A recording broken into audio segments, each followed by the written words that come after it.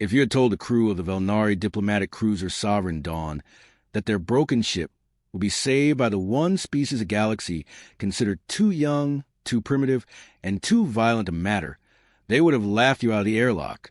And yet here we are. The Sovereign Dawn was not supposed to be anywhere near Earth's solar system.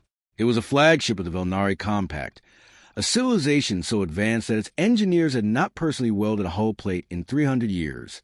The work was beneath them, handled by automated forges and self-repairing alloys grown in orbital vats. The Velnari did not build things. They grew them, optimized them, and let machines maintain them. It had been that way for longer than human civilization had existed. Captain Taya Voss had commanded the Sovereign Dawn for 11 years, ferrying ambassadors between star systems that most humans would never live long enough to see with a telescope, let alone visit. Her ship was a marvel, a kilometer of gleaming hull wrapped around a fusion core that could power a small moon, bristling with sensors that could read the heat signature of a single human heartbeat from orbit. It was, by every metric the Velnari valued, perfect. Perfect. That is, until the rogue asteroid cluster. It happened in the outer edges of the solar system, past the orbit of Neptune, where the Sovereign Dawn was passing through on a routine diplomatic transit to a treaty world. The cluster wasn't on any star chart. A swarm of icy debris kicked loose from some long-dead comet, invisible to long-range scans until it was far too close. The ship's automated defenses fired, vaporizing most of the debris in a blinding cascade of point defense lasers. Most of it, one fragment, no larger than a delivery truck, slipped through a gap in the defense grid and struck the Sovereign Dawn along its port thruster array at a relative velocity that turned ice into a battering ram. The impact tore through 3 structural decks, ruptured a coolant line, and left the ship's main propulsion system grinding against itself in a shower of sparks that the automated suppression system struggled to contain. Tejaya was thrown from her chair as alarms shrieked through every corridor. "Damage report!" she shouted, hauling herself back to the command console as the ship listed sickeningly to one side. Primary thruster housing breached. Her first officer, Dow Corvin, called back, his 4-fingered hands flying across a holographic display. Structural integrity at 62% and falling. Coolant systems failing on decks 4 through 7. Can we self-repair? Dow's silence was answer enough. He finally said, "The self-repair nanoforges were damaged in the same impact. We have maybe 40% capacity, and even that's degrading. At this rate, we lose full thruster function in under 6 hours. 6 hours. Tejaya did the calculations in her head. The same calculations every officer in her position learned before they ever took a command chair. 6 hours was not enough time to reach Velnari space. Not enough time to summon a rescue fleet. Not enough time to do anything except find the nearest port and pray. Nearest inhabited system, she ordered. The navigator's antennae twitched. A Velnari tell for discomfort. Captain, the nearest system with a spacefaring population is Sol. 3rd planet, Earth. A ripple of unease moved through the bridge crew. THI understood why. Every Velnari child grew up on stories about humanity. Not myths exactly, but cautionary case studies. Humans were young, reckless. They had split their own atoms before they'd finished curing diseases that civilized species had eliminated millennia ago. They fought wars over imaginary lines on maps. They had, within living memory by Velnari standards, very nearly destroyed their own climate through sheer carelessness. The compact official position on Earth was one of distant, careful observation. Watch them, document them, and above all, do not get involved with them. But the Sovereign Dawn was dying, and dying ships did not get to be choosy about their saviors. Set a course for Earth, Taya said, and get me everything we have on their current technological capability. I want to know exactly what we're walking into. What the database gave her was sparse and outdated. Humanity's space program had advanced faster than the Compact's passive sensors had bothered to track, since no one had thought it worth the resources. Crude missions to their own moon. Robotic probes scattered across their solar system. A scattering of orbital stations. By Velnari standards, it was barely past the Bronze Age of spaceflight. This is going to be like asking a child with a rock to fix a star drive, Dow muttered, staring at the readout. THI didn't answer. She was watching the thruster diagnostics tick steadily downward, watching her ship her home for over a decade, slowly come apart at the seams around her. Pride was a luxury for ships that weren't dying. Right now, she would take help from anyone who could offer it. Even a species the rest of the galaxy had written off as a footnote. The Sovereign Dawn limped into Earth orbit 11 hours later, trailing a faint plume of escaping coolant gas, like a wounded animal dragging itself home. It broadcast a distress signal on every frequency it could manage, using a translation protocol cobbled together from decades-old intercepted human radio transmissions, television broadcasts, mostly, which meant the Velnari's first words to humanity, were filtered to the cadence of decades-old sitcom dialogue, something that would later become a source of considerable amusement to everyone involved. On the ground, in a nondescript engineering facility outside Houston that handled experimental spacecraft contract for NASA and a handful of private aerospace firms, the message came through at 2 a.m, and it landed on the desk of a man who had absolutely no idea his life was about to change. His name was Marcus Webb, and he was about to become the most important engineer in the history of human-alien relations. Though at the moment, all he knew was that someone had patched a garbled distress call through to his terminal, and his coffee had gone cold an hour ago. Nobody believes you when you tell them the most important phone call of your life came in at 2 a.m, and sounded like it was being translated through a 1980s rerun. Marcus Webb had been pulling a double shift reviewing stress test data on a new composite alloy when the alert came through, not through any official government channel, but through the facility's general emergency frequency, the one nobody ever expected to actually receive a real signal on. He almost dismissed it as a malfunction. Then the words resolved enough to make sense. Request assistance, vessel critical, do not harm intent, please. He sat up straight. Hey! Somebody get Director Alvarez. Now!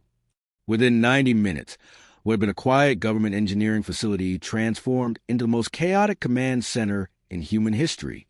Generals argue with scientists. Scientists argue with each other.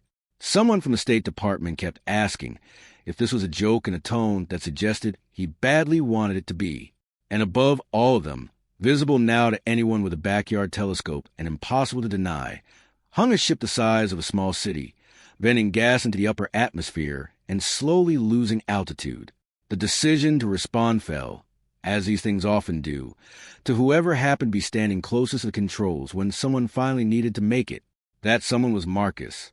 They said critical, he told Director Alvarez, a sharp-eyed woman who had run the facility for 6 years and had never once, in any of those years, expected to use the words alien ship in a sentence. If that thing comes down wrong, we're not talking about diplomacy anymore. We're talking about a debris field the size of Texas. And you think you can fix it? I think, Marcus said, that I won't know until I look at it. Permission came from channels so far above Marcus's pay grade that he never did learn exactly whose authority it traveled through. What mattered was that 6 hours after the Sovereign Dawn sent its first desperate signal, a fleet of military transport helicopters ferried a hastily assembled engineering team to a rendezvous point, and the ship, scanning them with sensors that could read the metal composition of their wedding rings from a mile away, decided that yes, these strange small bipeds with their crude flying machines were probably trying to help. The airlock that opened to receive them was unlike anything in human engineering. Seamless, self-sealing, grown rather than built. Marcus stepped through it with a toolkit in one hand, and absolutely no idea what he was about to see. What he saw first was Teraya Voss, tall and silver-skinned, with eyes that held the particular exhaustion of someone who has not slept in longer than they care to admit. She studied him with open, undisguised skepticism. "You are the engineer," she said, through a translation device that rendered her voice in a flat, synthesized tone. Marcus Webb, chief engineer. He held out a hand, then thought better of it when none of the Velnari crew reacted to the gesture. "I understand you've got a thruster problem." "We have many problems," Tchaya said. "The thrusters are simply the ones that will kill us first." She led him through corridors that curved in ways human architecture never did, past walls that pulsed faintly with bioluminescent light, down to the damaged section of the ship. And there, for the first time, Marcus saw Velnari engineering up close. It was beautiful. It was also, he realized within minutes of looking at it, held together by systems that had clearly never been designed with the expectation that anything would ever actually break. "This coolant line," he said, crouching beside the ruptured pipe, doesn't have a manual bypass. Why would it need one? Asked Dal Corvin, the first officer, who had trailed along with an expression that suggested he expected this whole exercise to be a waste of time. The nanoforges handle repair. And when the nanoforges are damaged at the same time as the thing they're supposed to fix? Dal didn't have an answer for that. Marcus did. 3 of them, actually, sketched out on the back of a maintenance manifest within 20 minutes, using parts cannibalized from the survival kits his team had brought along almost as an afterthought. It was a small fix, a redundant bypass valve, the kind of thing any aerospace engineer on Earth would consider basic good practice, the kind of fail-safe humans had learned to build into everything after decades of things going wrong in space and people dying because there was no backup plan. To the Velnari, who had spent centuries trusting their machines to fix themselves, it was a revelation.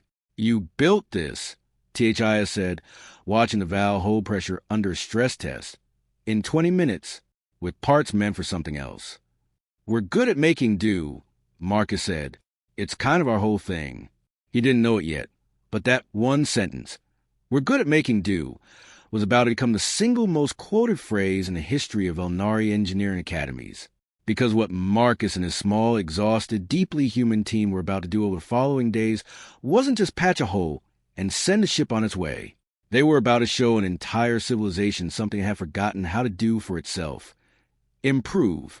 There is a particular kind of silence that falls over a room full of brilliant people when they realize someone's just solved a problem they didn't know they had. And on the 3rd day of repairs aboard the Sovereign Dawn, that silence belonged to a Velnari propulsion engineer named Rest-Talon, who had just watched a human apprentice casually point out a flaw that had been killing fleet efficiency for over 2 decades. The repair work itself had gone faster than anyone on either side expected. Marcus's team, 8 engineers in total, pulled from NASA, 2 private aerospace contractors, and 1 community college instructor who happened to have the right specialty in structural composites, had worked in rotating shifts around the clock, patching hull breaches, rerouting damaged power conduits, and rebuilding the ruptured coolant systems with a speed that left the Velnari crew quietly stunned. "They do not stop," Dal Corvin reported to Captain Voss on the 2nd night, watching through an observation port as a human team worked under floodlights they'd rigged themselves, because the Velnari's bioluminescent lighting wasn't bright enough for the kind of close detail work humans were used to. They had been awake for over 30 hours. And the quality of their work? Better than I expected, Dal admitted, and there was something almost reluctant in the words. Better, in some respects, than our own. That admission became impossible to avoid by the 3rd day, when Marcus's team finished the primary structural repairs and turned their attention, at THI's request, more out of curiosity than necessity, to the thruster system that had nearly killed them all. What they found wasn't just a single point of failure from the asteroid impact. It was a design flaw baked into the thruster housing itself, a stress point where 2 structural members met at an angle that, over years of operation, gradually weakened the surrounding alloy through repeated microvibration. This is why the impact did as much damage as it did, explained Priya Anand, the structural specialist on Marcus's team, sketching the stress pattern on a tablet for a small crowd of increasingly fascinated Velnari engineers. The asteroid hit was bad luck, but this joint here, she tapped the screen, was already compromised. Probably has been for years. You got unlucky, but you were also overdue. Rest-Talon, the propulsion engineer, stared at the diagram for a long moment. "We have had unexplained efficiency losses across the fleet for the equivalent of 23 of your years," he said slowly. "Our analysts attributed it to fuel quality variance. No one identified a structural cause. Because nobody on your side has ever had to find a workaround for a part that's actively trying to kill you," Marcus said, not unkindly. "We learn to spot this stuff because we have to. Half of human engineering history is just this thing failed catastrophically. Let's make sure it never does that again." It became something of a running joke among the human team over the following days that humanity's entire engineering tradition was built on a foundation of spectacular, sometimes fatal failures, and the stubborn refusal to accept any of them as final. Bridges that collapsed led to new building codes. Planes that crashed led to redesigned wings. Every disaster became a lesson, logged, studied, and built into the next generation of whatever had broken. The Velnari, with their self-repairing nanoforges and centuries of stability, had never needed to develop that same reflexive paranoia. Their systems rarely failed badly enough to teach them anything. Humans, it turned out, had failed constantly, and had gotten extraordinarily good at not failing the same way twice. By the fourth day, what had started as emergency repairs had quietly evolved into something else entirely. Marcus's team wasn't just fixing the Sovereign Dawn. They were redesigning it. The thruster housing got a reinforced joint that distributed stress more evenly. The coolant system got the redundant bypass valves as standard, not improvised fixes. Even the hull plating in the impact zone came back stronger than the original, because once you've already got the panel off and the substructure exposed, Marcus reasoned, why would you put back something worse than what you could build instead? You are not simply repairing our ship, I observed, standing beside Marcus as a reinforced thruster housing was lowered back into place by a crane operated jointly by human hands and Velnari machinery. You are making it better than it was designed to be. That's kind of the whole job, Marcus said, wiping grease from his hand with a rag that had seen considerably better days. Anybody can put something back the way it was. The interesting part is figuring out how to make sure it doesn't break the same way again. THIO was quiet for a long moment, watching the housing lock into place with a hiss of sealing gas. On Velnari worlds, she said finally, engineers do not touch finished designs. A design is approved, certified, and then it is simply built, repeatedly, for generations. The idea of an engineer questioning a centuries-old specification, improving it without authorization, would be considered at best arrogant, and at worst, dangerous, destabilizing. She looked at him directly. And yet I am standing here, watching you do exactly that, and I cannot find in myself to be anything but grateful. Marcus shrugged. In that particular way, humans had of deflecting a compliment they didn't quite know how to accept. Good enough never seemed like a real finish line to me. He didn't know it yet, but that sentence was about to be translated into 11 Velnari dialects and quoted in an engineering report that would eventually reach the highest levels of the Compact's governing council. For now, though, it was just a tired man with grease on his hands, looking at a ship he'd helped make stronger, already wondering what to fix next.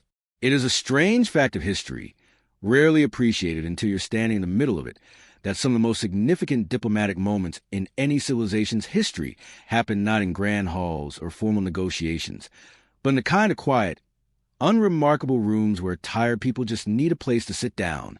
By the fifth day of repairs, the engineering work on the Sovereign Dawn had progressed far enough that Captain Voss authorized something unprecedented. A small contingent or crew would accompany the human engineering team back to their facility on the ground, both to observe human engineering practices firsthand, and, frankly, because several of our officers had become quietly fascinated by the strange, stubborn, endlessly improvising species that had saved their ship. Director Alvarez, navigating diplomatic waters far beyond anything in her job description, arranged the visit with the kind of careful formality reserved for visiting heads of state. Formal greetings, prepared statements, a tour selected, suitably impressive facilities. It was Marcus, in the end, who threw the whole plan slightly off script, in the way that only an exhausted man running on too little sleep and too much momentum could manage. "You guys hungry?" he asked at Aya. Somewhere around hour 2 of the formal tour, watching her study a wall display of historical aircraft with polite but visibly fading attention.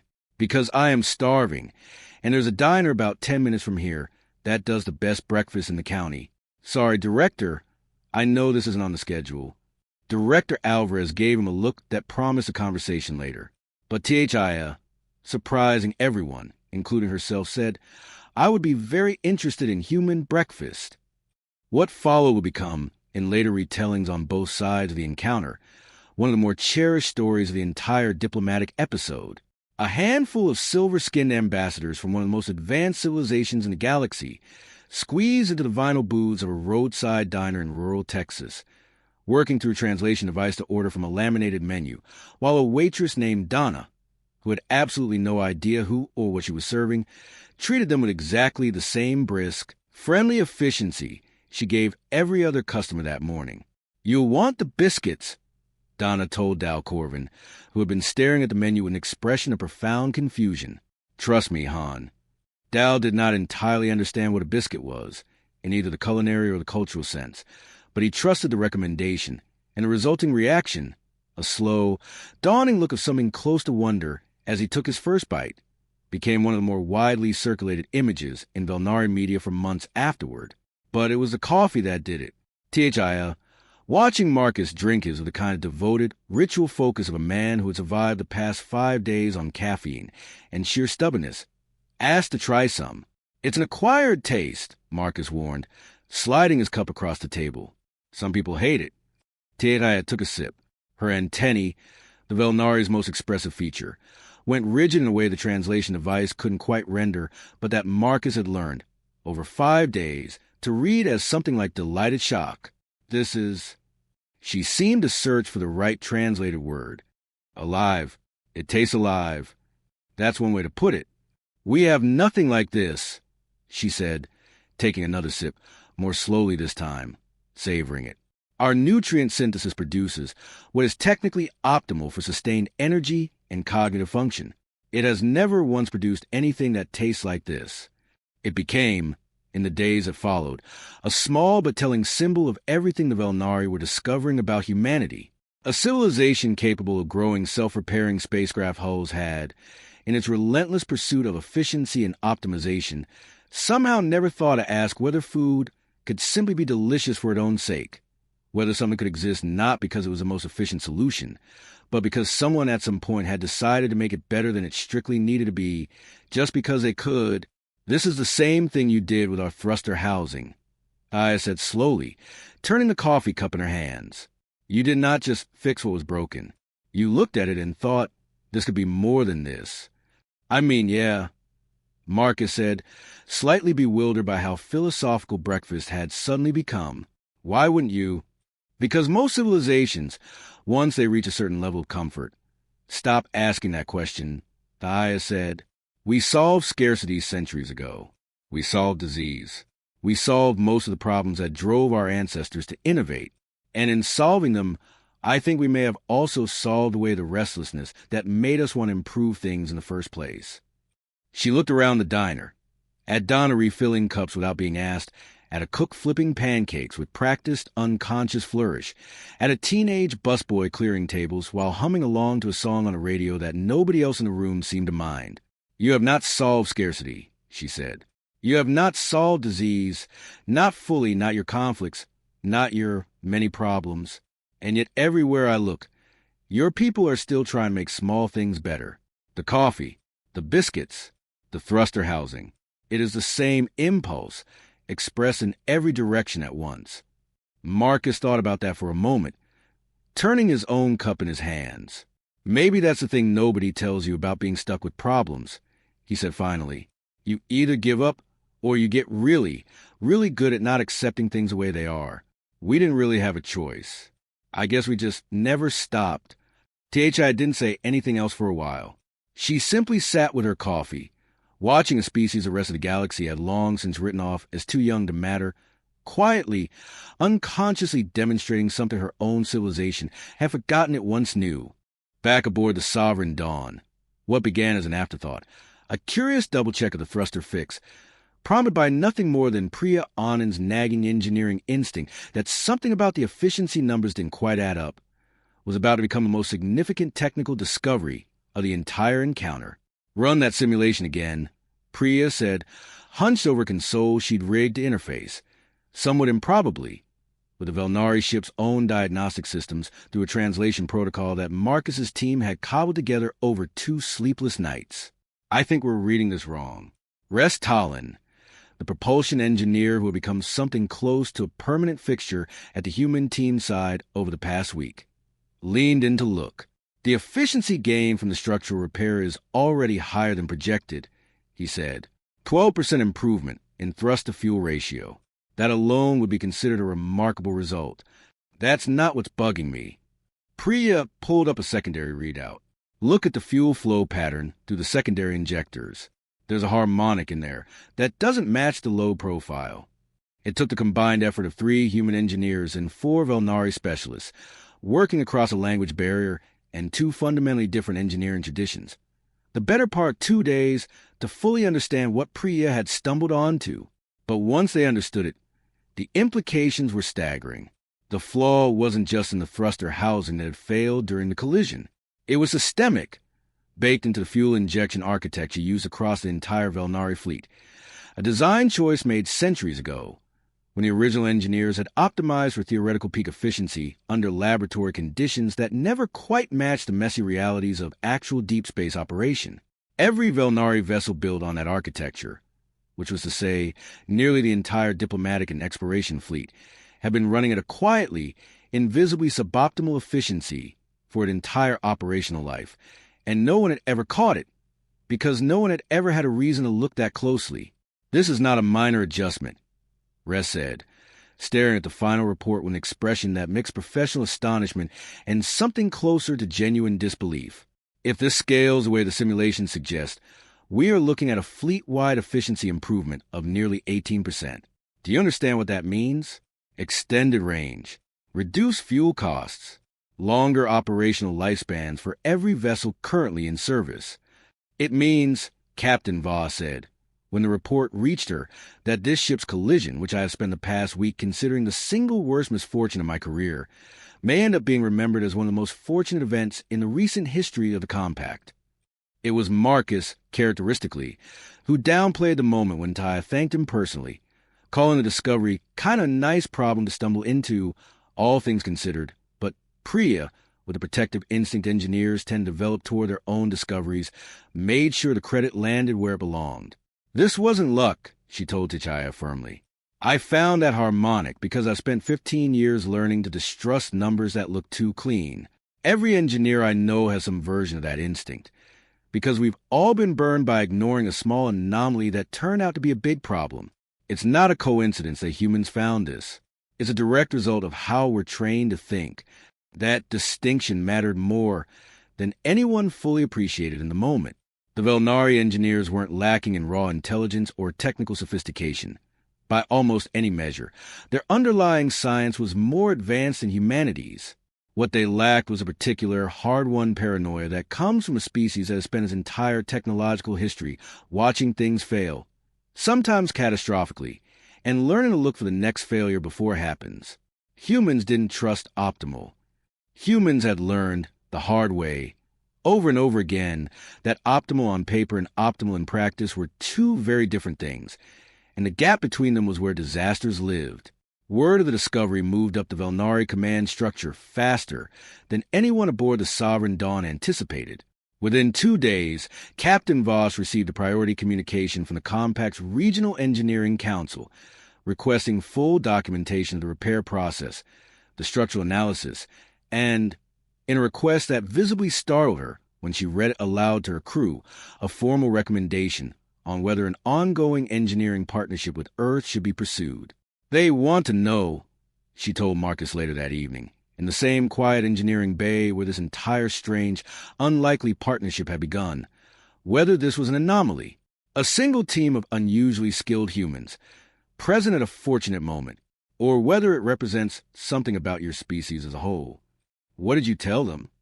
THI considered the question carefully, the way she'd learned, over the past week, that humans seem to consider almost everything, weighing it, turning it over, refusing to settle for the first easy answer. "I told them," she said, "that I had spent 11 years commanding a ship built by a civilization that stopped asking hard questions about its own design centuries ago, and that in 1 week, a handful of tired humans with grease on their hands taught my engineers more about genuine improvement than 3 centuries of our own certified specifications ever did. I told them that whatever it is your species has, that restlessness, that refusal to call anything finished, it is not an anomaly. It is the single most valuable thing I have encountered in my entire career." Marcus didn't quite know what to say to that. So, in the way that had become something of a habit between them over the past week, he simply offered her another cup of coffee instead. There's always a strange, hollow feeling that settles over a place after something extraordinary finishes happening in it, and on the morning the Sovereign Dawn prepared to depart Earth orbit, Marcus Webb felt that hollowness settle over him with surprising weight for a man who had known these particular aliens for barely 10 days. The ship was, by every measurable standard, in better condition than it had been before the collision. The hull was reinforced beyond its original specifications. The thruster system ran cleaner and more efficiently than any Velnari vessel currently in service. The coolant network had redundancies built in that would prevent the kind of cascading failure that had nearly destroyed the ship in the first place.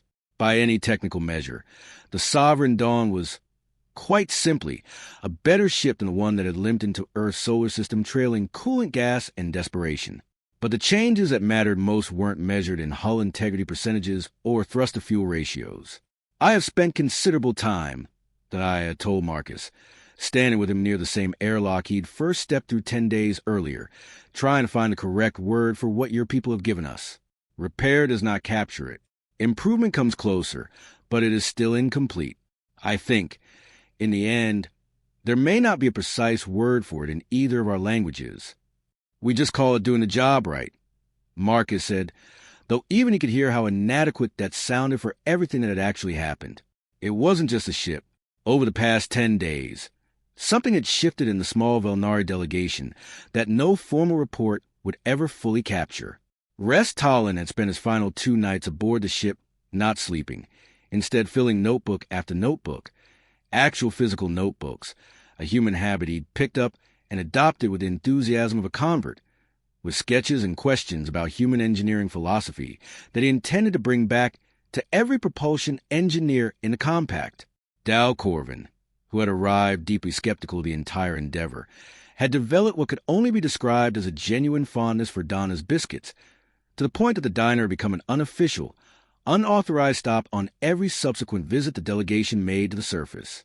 And Tiedaya Voss, captain of a ship that represented one of the most advanced civilizations in the known galaxy, had spent her final morning on Earth not in a formal briefing or a diplomatic ceremony, but sitting quietly in Director Alvarez's office, working through, with visible effort, how to explain to her superiors that the species the compact had spent decades quietly dismissing as too young and too reckless to mattermite. In fact, hold the key to solving a problem the Velnari hadn't even realized they had. Stagnation, she said finally, when Alvarez asked her to summarize her findings for the official record. That is the word, I believe, for what we have been suffering from, without ever recognizing it as suffering. We achieved comfort centuries ago, and in achieving it, we lost something humans have never had the luxury of losing, the need to keep asking whether things could be better. Your species has not had comfort long enough to forget that question. I hope, for your sake, that you never do. The formal diplomatic consequences of the Sovereign Dawn's emergency stop at Earth would take months, even years, to fully unfold. Treaty negotiations, engineering exchange programs, a flurry of careful, cautious first steps between 2 civilizations that had spent generations regarding each other from an enormous, wary distance. None of that happened quickly, and none of it happened without considerable debate on both sides about whether humanity, with all its conflicts and impatience and unpredictability, was truly ready to be brought into a wider galactic conversation. But all of that came later, on the morning of the departure. None of it had been decided yet. What existed in that moment was simply a ship preparing to leave, a crew that had arrived expecting a transaction, and were leaving with something closer to a transformation, and a tired engineer named Marcus Webb standing at the edge of an airlock, watching an alien captain extend a hand in a gesture she clearly practiced, having learned it from him just days before. "Thank you," Jaya said, "for fixing what was broken." "Thank you," Marcus said, "for letting us." He stood on the ground and watched the Sovereign Dawn lift away from Earth that afternoon, its hull catching the sunlight in a way that, for just a moment, made the ship look almost new, not because it had been returned to its original state, but because it had been carried past it, reshaped by hands that had refused to settle for good enough, even when good enough would have been more than sufficient. Months later, when the first formal Velnari engineering delegation arrived on Earth, not an emergency this time, but as honored guests, eager students of a discipline they'd only just begun to understand they'd never fully mastered, Marcus would tell the story of that first encounter so many times that he eventually stopped counting. He'd tell them about the coolant bypass valve built from spare parts, about the thruster flaw nobody had noticed for 23 years, about a captain who tried coffee for the first time and called it alive. But the party never stopped telling. The part that seemed to matter most every time he told it was simpler than any of that. They came here because they had no other choice, he'd say. And they left understanding something about us that even we don't always remember about ourselves. That we don't know how to leave anything exactly the way we found it. We see something broken, and something in us just can't help try and make it better than it ever was. I don't know if that's our greatest strength or our most exhausting habit. Probably both. But it's ours, and it turns out, in the end, the whole galaxy might need a little more of it. And somewhere out among the stars, a repaired ship carried that lesson home. And an entire civilization, for the first time in centuries, found itself looking at its own designs and asking, quietly but persistently, could this be better? It was, by every account that followed, the beginning of something neither species fully understood yet. But it was a beginning worth having, and it started, as the best stories often do, with someone simply refusing to walk away from a problem until it was solved.